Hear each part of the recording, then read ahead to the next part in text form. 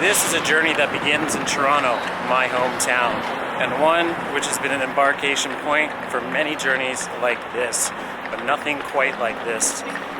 We are enthusiasts and we do crazy things, and this may be the craziest thing I do for a YouTube channel. Welcome to the Euro Tour 2022. A little sweaty because I've just got off a bike. This trip is going to take many different forms, mainly planes and automobiles, but it starts on a bike.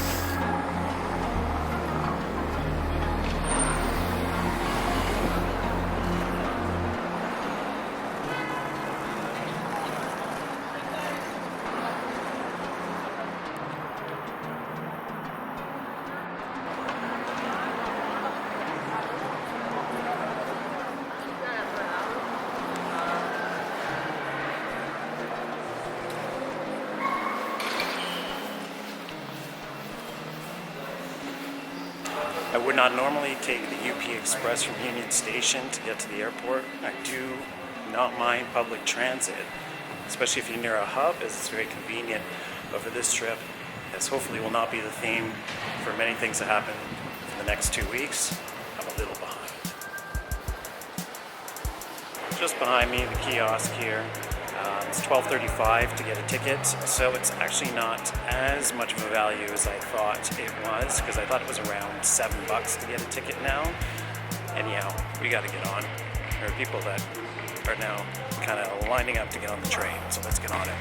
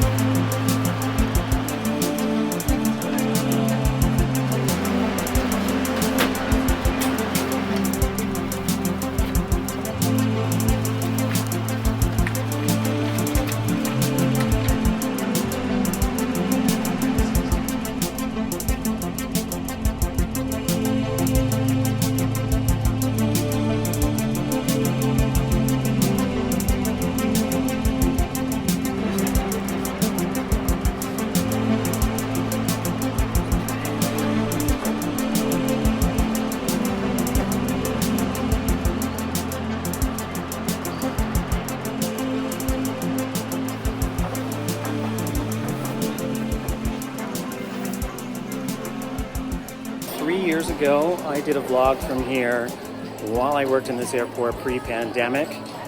This is, of course, Lester B. Pearson International Airport in Toronto.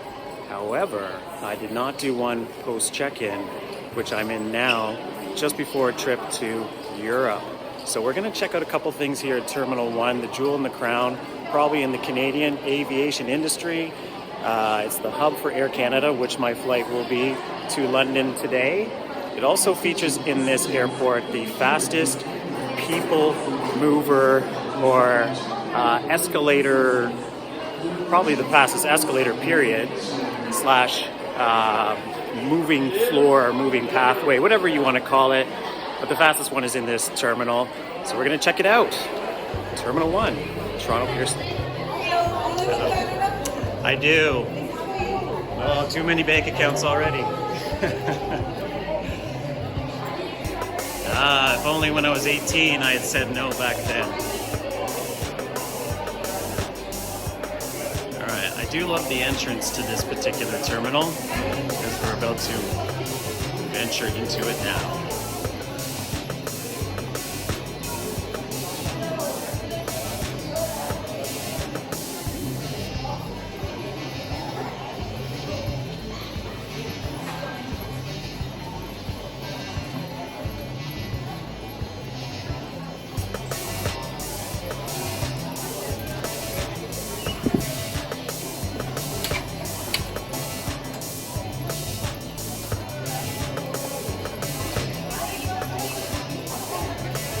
This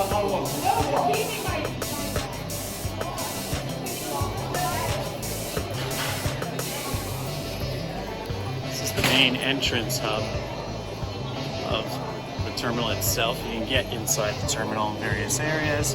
As you'll probably have noticed, we're at Gate E. This is an exit as well for oncoming or inbound flights to get to their baggage claim. It's about 45 minutes until our gate opens. It's a long walk down this terminal, this causeway. Really hoping that I am not on that flight that is ahead of me. That is a lot of kids. We're gonna go down the infamous, famous, it's at least working today, people mover, the fastest in the world. Prepare yourself, buckle up to get to your terminal gate as fast as you possibly can. Oops, this is a faster way to do it. We unfortunately are not invited.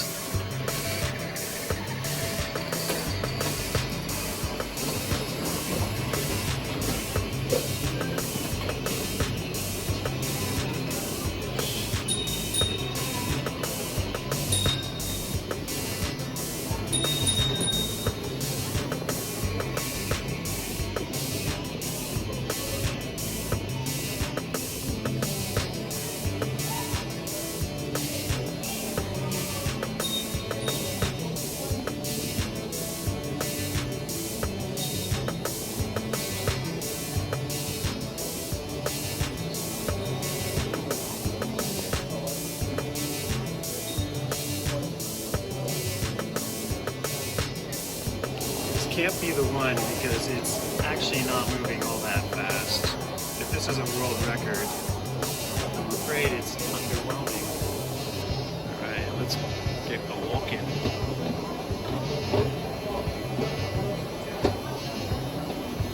You can see the service areas down there. Everything is through a kiosk in this airport, much like most nowadays. And much like most nowadays, not that affordable. Underwhelmed by our experience on this belt. We're gonna do it again though. So what is happening? Through four countries, in 2 weeks time, we're gonna be going throughout the Benelux region and Britain, of course, as well. It's kind of a crazy excursion. When I started following these parks as a kid, one in particular, a roller coaster that I'm going to be on had just opened and is now due for a major refurbishment and closure in the time that I'm going to, post the time that I visit it. It's crazy. That's 30 years. 30 years since I was a young kid, pre the internet age, fascinated by these parks. And now only in my middle life am I finally getting to them.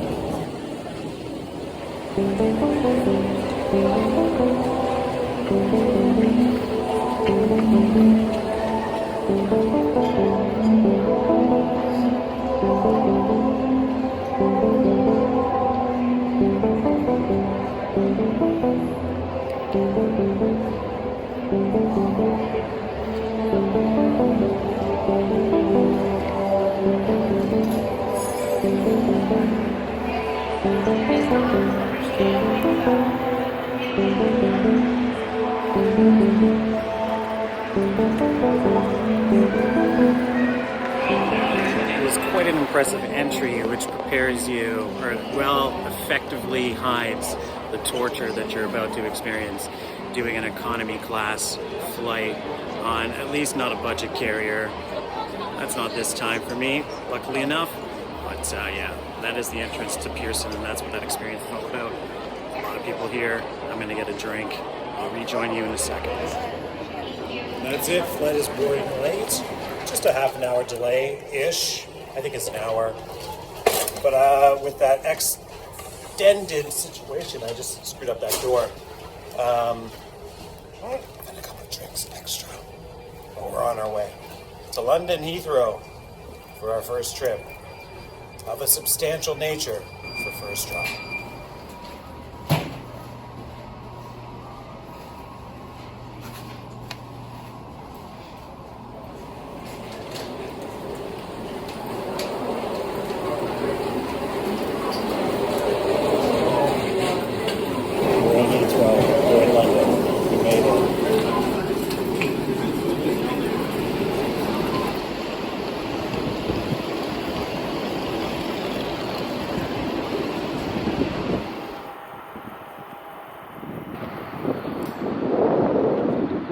we are in an Enterprise lot outside of Heathrow Airport. Just about to begin our journey here in the UK. And it's a really exciting one, mainly because of the parks that I'm going to hit. We should probably get out of this parking lot, as the Enterprise folks have delightfully set me up with my vehicle.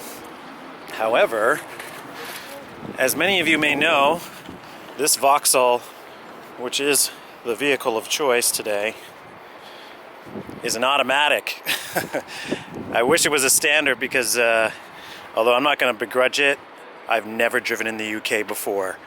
So it's going to be a bit of an adventure. I've driven in Ireland, but not the UK. Thank you, Amika, for your assistance. We're on our way. I said I would record all the trials and tribulations of this trip. We've just switched the car. We are waiting in the gate to get out of the gate. 10 minutes now to get out of the gate because we had to switch the car because the button for the window didn't work. And now, because of that switch, it is an hour behind in our schedule. This car is going to try to butt in and has not been waiting. Goodbye, Enterprise. Please let me through the gate. We are in Blighty. I think that's just always going to be, Maratta sort of career, I suppose. But I'm just really disappointed.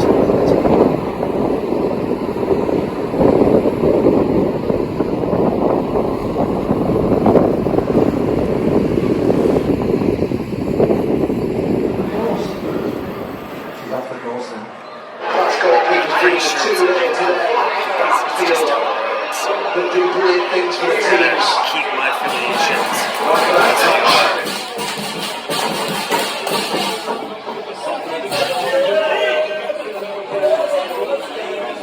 That's the match. Ouch!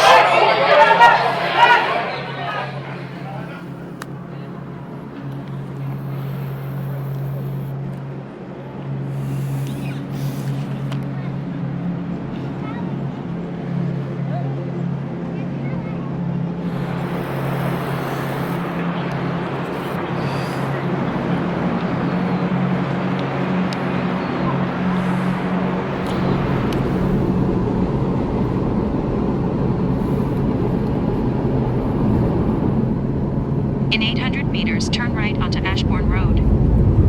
Alton. When I first started traveling, I honestly would consider the place that I'm going to now probably my most desired place to visit. And at the time of my first visit here, it was next to impossible. But now we are on our way to Alton Towers.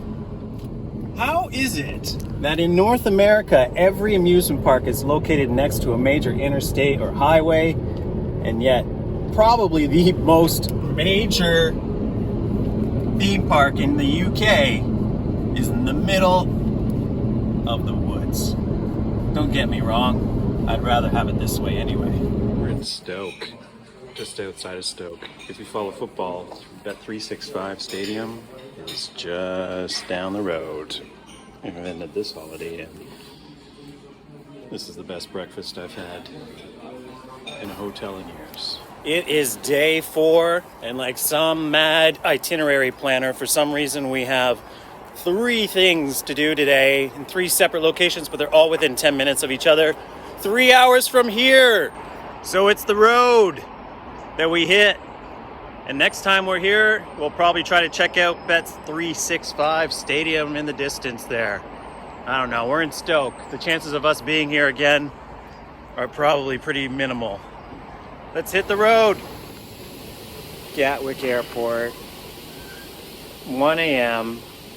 Unfortunately, an airport that does not have convenient service to London at this time of day, as you can see by this completely empty terminal.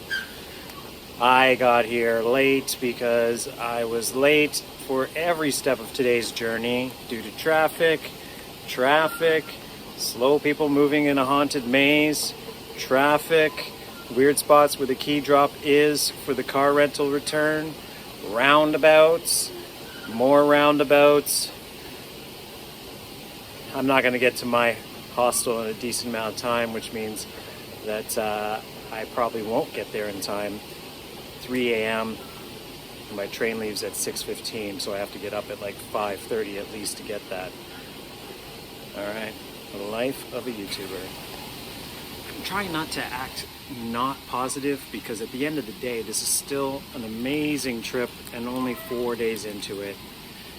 I'm off to Belgium tomorrow. I think I'm more angry about the fact that my itinerary didn't allow me to actually squeeze in a pint at any point during my travels other than the first day. I'm hoping that the next time that I'm here, there's just more time, but I don't even see how that's even possible without this being a full-time thing. We're off to Belgium. Maybe.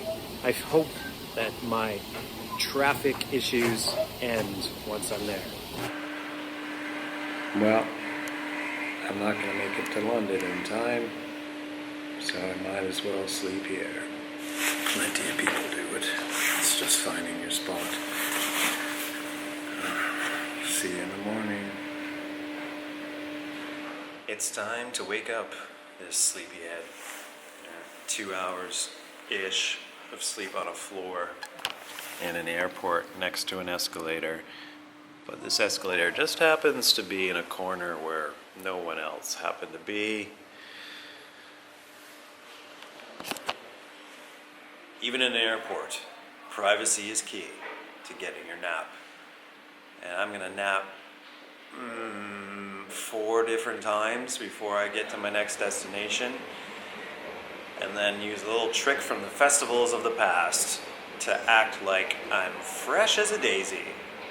Which certainly I am. Certainly I am that. Well, if I manage to get to Belgium, that is, I will do my best to be fresh.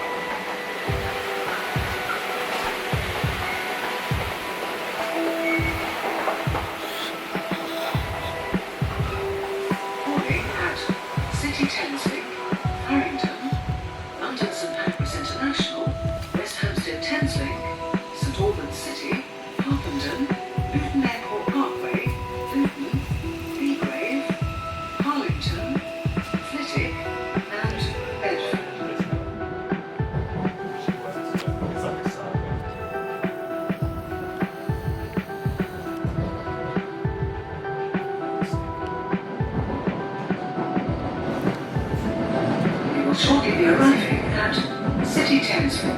Exit here for St Paul's Cathedral. The doors will open automatically.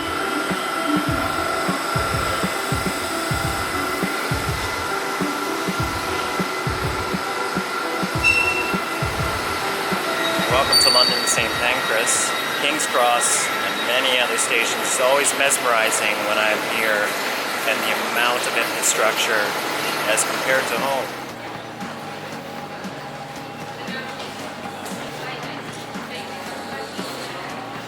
Didn't tap your card.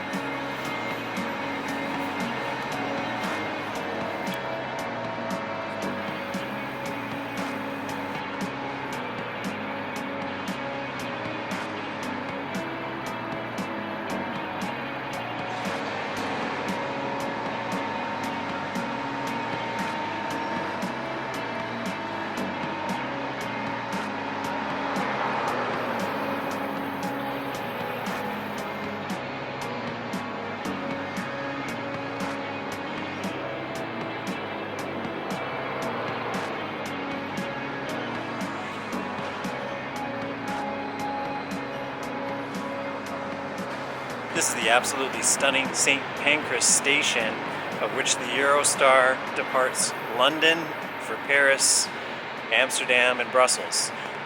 My train today is for Brussels. It's the first time I've ever actually taken the Eurostar to that area, because I've done it to Paris before. It should be quite unique. There's nobody here except for on the trains, because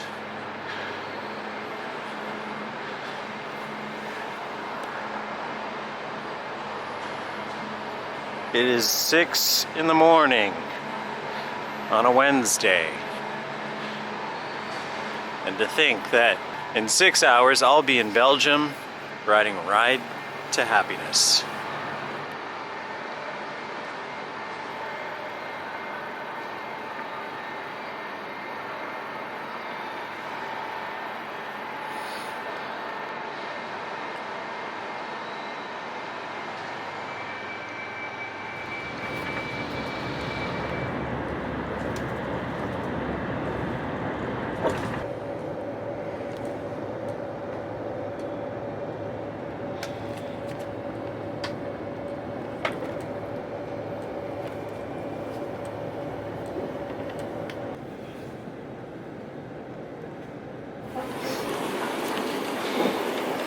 Spoor 10 in plaats van spoor 7. Gleis 6, der Thalys nach Parino. Planmäßige Abfahrt 9:16 Uhr, hier Abfahrt. Welcome to Brussels. When I've come here, I never stay. I've never stayed in this city for more than an hour or two. I regret to say that. And today is no different, as I once again go to another Belgian town away from Brussels to go visit Plopsaland-de-Paan. It's getting on to 10 a.m. here now. It's not exactly the most inviting central station compared to Amsterdam's, which we'll encounter much later on. In fact, it smells a bit like pee. So much so that we don't even have time to go check out anything at all. We're going back to the station and getting on our train. Etwa 19 Minuten Verspätung. Track 4, track change. Loop 9, 52, Thalys to Amsterdam Central will depart from track 6. And there you have it. It only took about 20 minutes before I started getting questions from the Belgian police about what the hell I'm doing in Belgium. Well, don't worry, Belgium. I'm trying not to be here for too long, although I am headed to my favorite Belgian town tonight for a great stay. And then I'm coming back towards the end of my trip for a quick jaunt to Wallaby, Belgium. But as far as the question is concerned, what is my purpose for being in Belgium? Unfortunately, it's for amusement parks.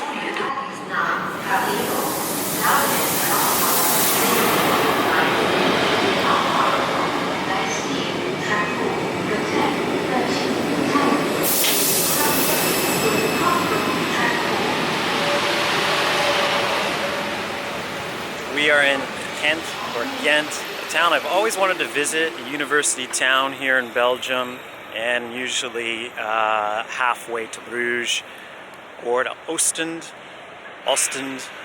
I'll never say any of them right unless I'm here and I hear them announced on the train.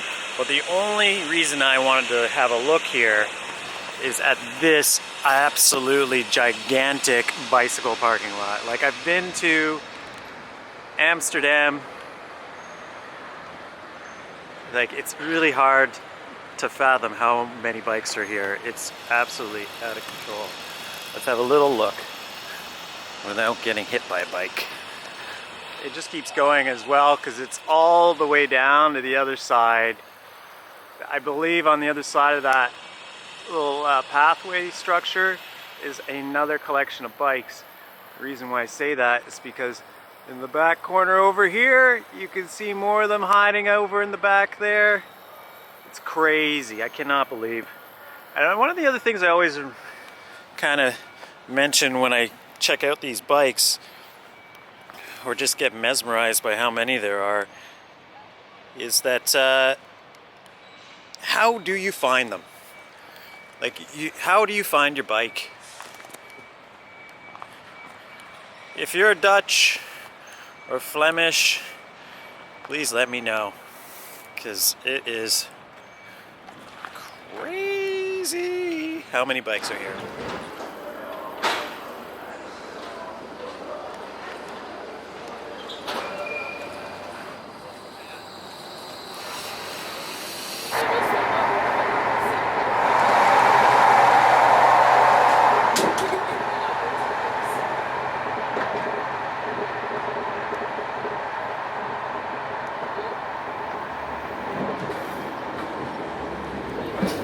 It's Bruges, it's raining, as one would expect in Bruges, and I got 9 minutes to make my train. It's a momentous day, however. It's made 2,000 subscribers, which is not that many, but it's an important moment regardless. All right, I'm off to my train as I'm not even paying attention to you. I'm not feeling too good because something I ate last night, or the sleep, which was excellent, but it was like a 9.5 hour sleep. This might have already caught up with me a bit. Now let's get onto this train. The reason why I say people can't travel with me is because we literally get to our train as it arrives. And I wouldn't want to put that stress on others.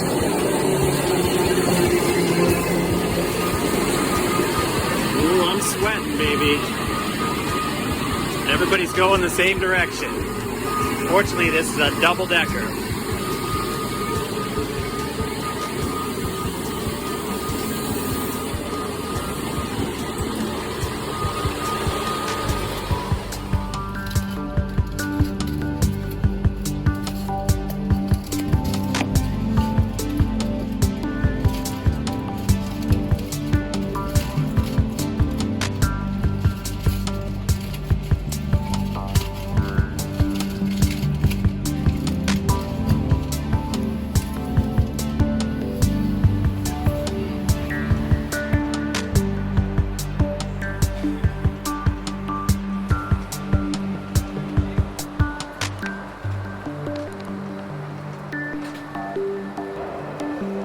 Station Brussel Noord, we gaan naar Brussel Noord, Brussels North Station.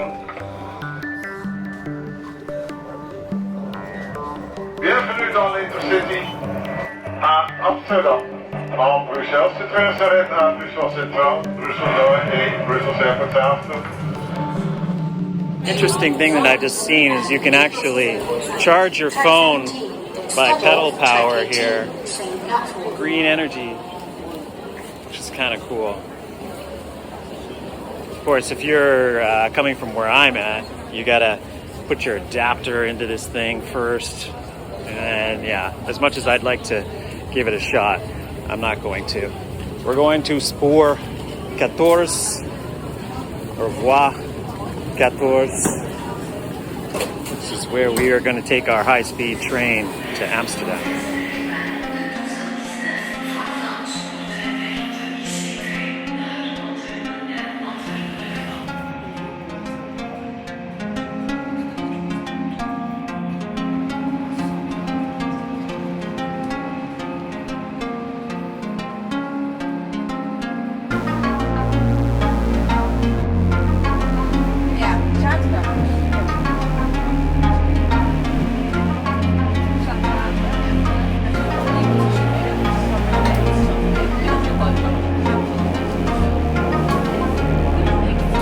Driving in Holland.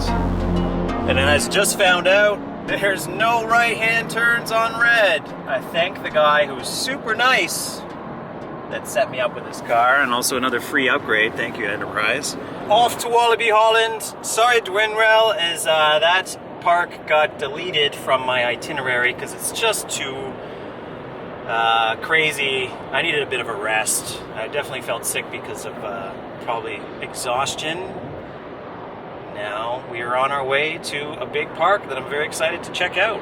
In fact, a park that I've been to Amsterdam almost, actually this is a dozen times now, and the fact that I haven't been to Walibi Holland is kind of shocking. Well, we're gonna correct that now, aren't we? Almost there. Almost there. But what a white knuckle 1 hour ride, because the Dutch, they love tight driving. It's like I've been in an episode, it's like I've been through Tron or something. Holy cow.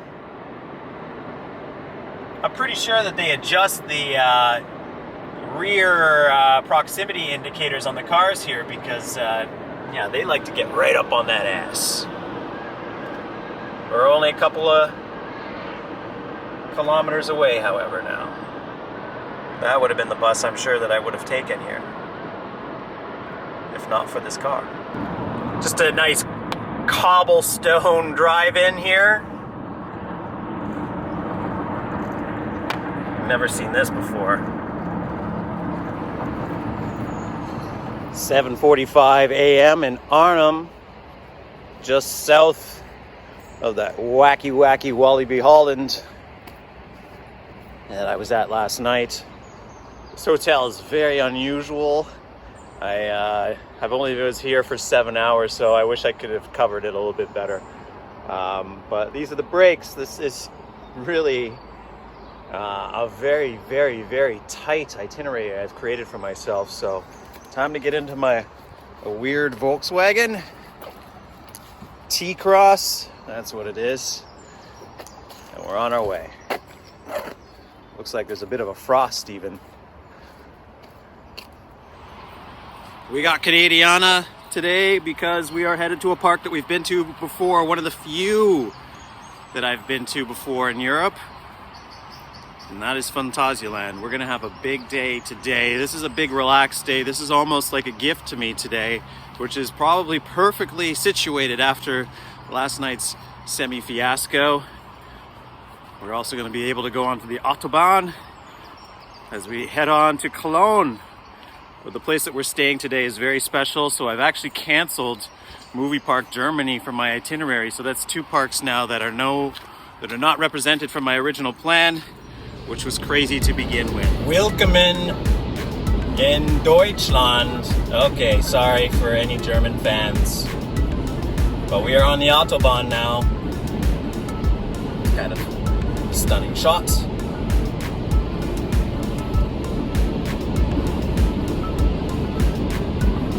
Autobahn, where it is faster speed limits and less tightly packed and crazy drivers. Immediately noticeable. Hello, Germany.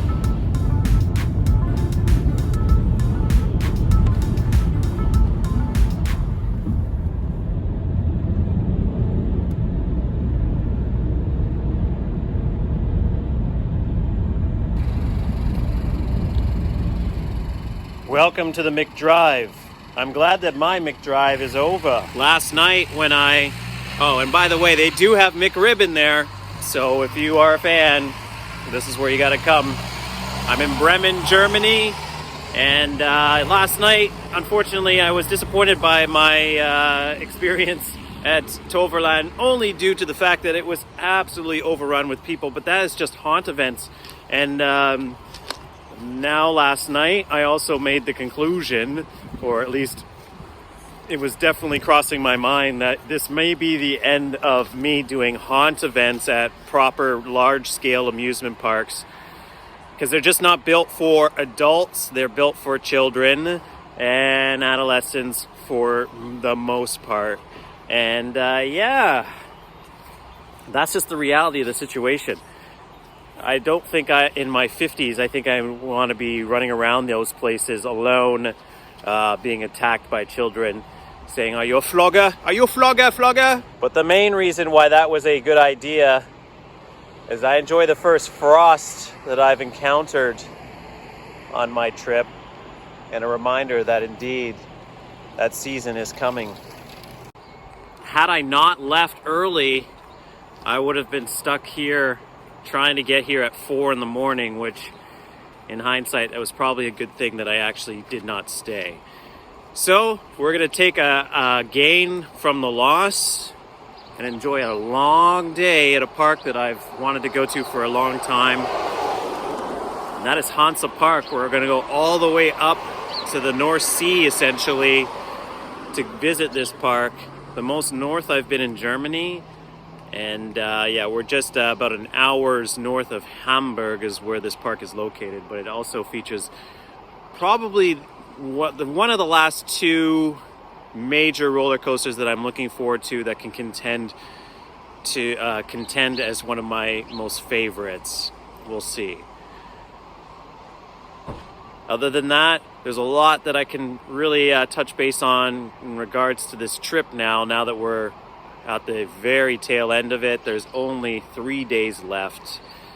I gotta drive back across Europe towards Amsterdam to drop my car off on Tuesday night. And then it's home. And what does home mean? It means, what, 200 hours of editing after I put all this stuff together into a film and vlogs and all sorts of stuff for people to enjoy. Because content is king. And content has brought us to Bremen. We are staying in a hotel that's actually attached to a highway rest stop. Well, we were. This is my final day in Europe, and we're doing high and low, because where we're staying tonight is definitely not like this. Although this is the cheapest place that I've stayed at, and actually was the most convenient overall, as it was a midway point between my next destination and a decent night's sleep. So no complaints there. Welcome to the back roads of Germany, or the highways of the Autobahns of Germany. And the Autobahn has been one of my favorite parts of this trip by far. Now that this trip, as I now reach the end of it, I struggle to figure out how I will describe it at home, because people will say, how was the trip? And I'll be like, well, it wasn't really a pleasure trip anyway, and it wasn't full of pleasures the whole time, that's for sure. It was an analytical trip, let's say. An analytical trip of which I'm going to have a lot to say at the end of this journey in relation to me and what I do and why I'm doing it, and my frustrations and the pleasures and the joys. The list goes on. But either way, we're off to Belgium for our final park today, Walibi Holland.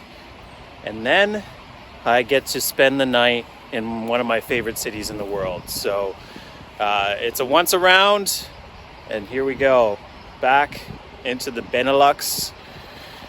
All right, let's do this.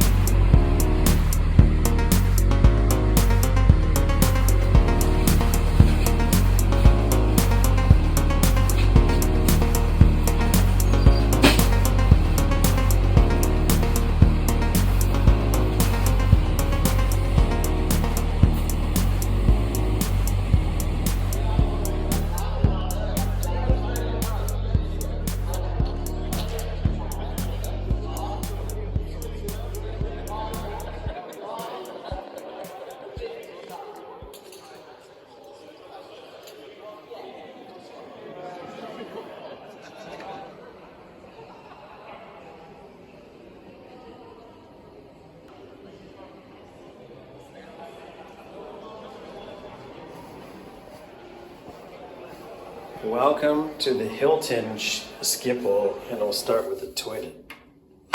What a toilet compared to an American toilet.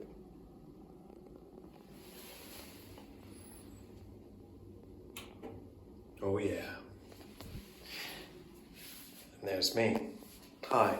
I will say it does have the markings already of being well used. Some sort of scratches and stuff on the surface. I don't want to nitpick, but like at the end of the day, this countertop and this tap head are showing signs of wear and tear already for what is such a gorgeous hotel.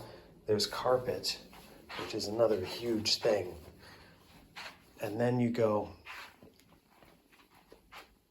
on an actual alarm clock, which is now a rarity in hotel rooms in Europe, as I found on this trip. And that's all the difference in the world. It tells you, because sometimes it's just a crazy constant guessing game with all the switches and combinations. Those 2 beers are one for now and one for later. The view, which you can't even see. I should open this curtain, because then you can get a full grasp of what you see when you enter this room. It's a beautiful window. It's an unbelievable window, really.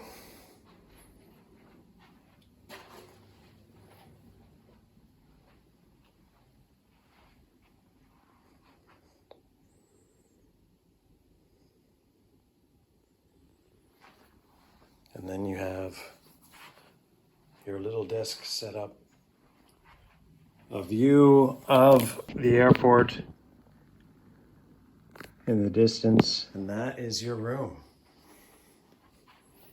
There are hidden chambers here. Oh, hello. Oh, isn't that something? There is a refrigerator.